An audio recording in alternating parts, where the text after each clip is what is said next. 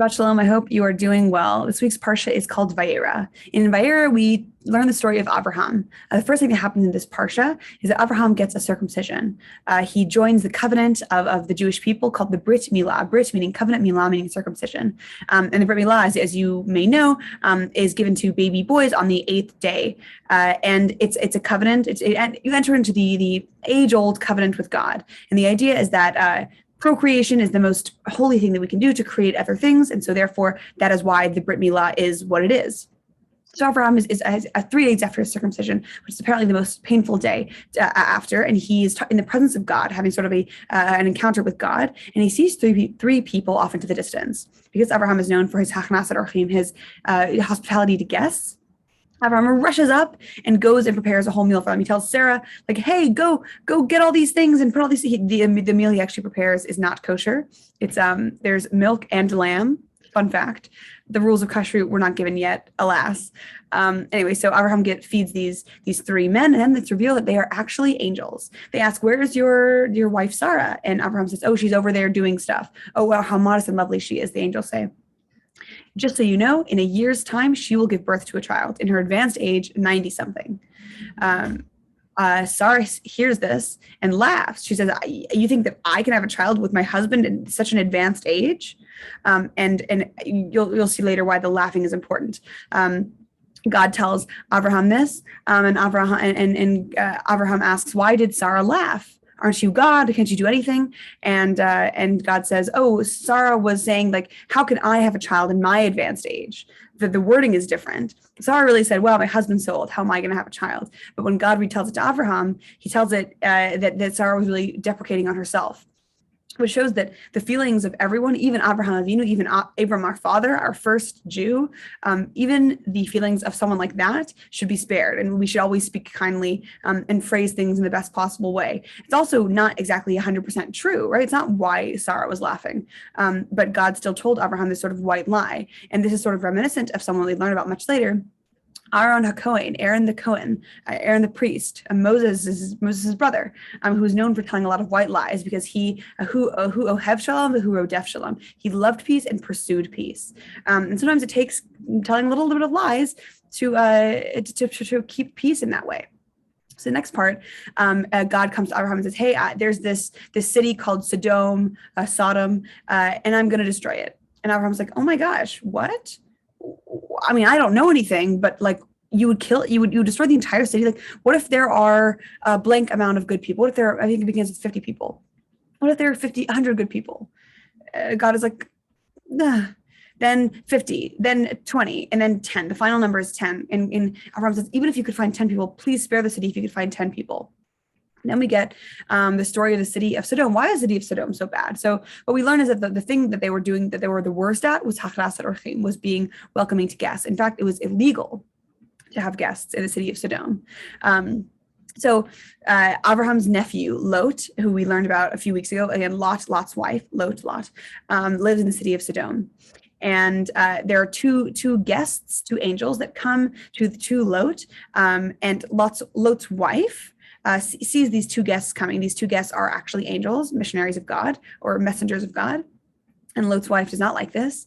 And she goes, this is according to the Midrash, she goes to their neighbors and says, hey, do you guys have any extra salt? And they're like, that's weird that you need more salt. There's only you and your two daughters, you and your husband and your two daughters. Why would you need more salt? Lot's wife was hinting to her neighbors, like, hey, we have guests. You should send people over and send our guests away because Lot's wife is not a very nice lady. The people of Sodom find out about that there are guests. It's illegal to be kind and welcoming, but the people of Sodom find out that there are guests, so they come rush to the home of Lot, and they say, throw out your people, bring your guests out so that we may be intimate with them. What the heck is going on? People of Sodom are not great. Lot says, oh, no, not these messengers, please. I have two daughters. Would you like them? What? And the people of Sodom were like, no, we don't. We want the two guests. And then the two guests, their angels, strike everyone with blindness. Even so, the city is still destroyed. Lot and his family are running out. So Lot, his two daughters, and his wife are running out. They are told not to turn around and look at the city being destroyed, but Lot's wife does turn around, and it said she's turned into a pillar of salt. Why she turned into a pillar of salt? Because she hinted about the guests with salt, and so therefore she was turned into salt for her not nice deeds. the whole story of Lot and his two daughters is kind of crazy. I'm going to skip over that. We talk about it. We talk about it enough. Okay, so we're back to Abraham. This sort of like break that Abraham goes to leaves. He leaves Israel for a little bit, and then comes back. And that's when Sarah and Abraham have their child Yitzchak. So Yitzchak, to laugh is litzchok. Letzachek, litzchok, I think. Tzachek is like laughter, laughing. So Yitzchak, meaning will laugh, is what they end up naming their child. Abraham is, Isaac is circumcised, Yitzchak is circumcised. Abraham is 100 years old, and Sarah is 90 at the child's birth. So yeah, Sarah knew that she was going to be pregnant at age 89 and gave birth at 90. Wow, crazy. A few other things happen. We have the story of the other child of Abraham, Ishmael, who is the sort of head of the story of Islam. We have that story, and then we have a really big moment. We have Akedat Yitzchak, the Akedah, the binding of Isaac. So that's a big moment. It's kind of an emotional situation. God asks Abraham, take the child whom you love, your son whom you love, and sacrifice him. And Abraham says nothing. There's no recorded response of Abraham. Maybe he did respond. We don't know. We talked about this in Rosh Hashanah because we read this story on Rosh Hashanah. Every single year, the thing that I wrestle with is like, what the heck is going on here? Why is it that God would ask Abraham to do such a thing? The child that they couldn't have for so many years, they were barren for so many years. Finally, they have a child at age 90 and 99 and 90 and 100, like crazy stuff. And still God asks Abraham to sacrifice this child. So this is a test, but I don't think it's a test of blind faith. I think oftentimes people are like, no, Abraham had blind faith. He just did whatever God told him to do. I don't think it's a task of blind faith. I talk about this a lot. I think that it's a test of knowing faith, that Abraham has been told by God numerous times before, your children, your descendants will be like the stars in the sky, will be like this grains of sand in the beach. You will be numerous and mighty among nations. All of your children will be great. Even Ishmael will be great.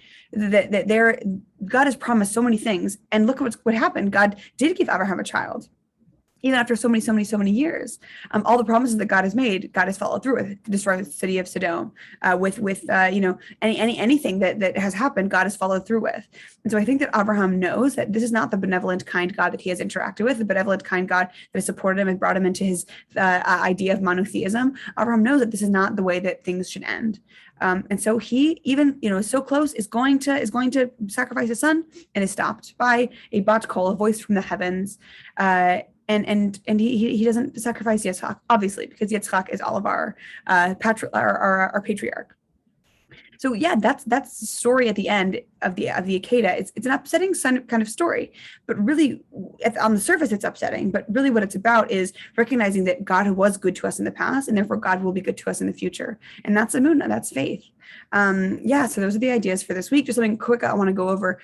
Everything we learn about Abraham in this week's parsha is a failure. Because the first thing is that he makes a huge feast, literally leaves the presence of God, makes this huge feast for angels. Angels don't eat. Come on. He tried to be generous, tried to do they didn't need it. Okay, so that's a failure. Abraham wanted the city of Sodom not to be destroyed. He's like, God, please, come on. If there's even 10 good people, city of Sodom was still destroyed.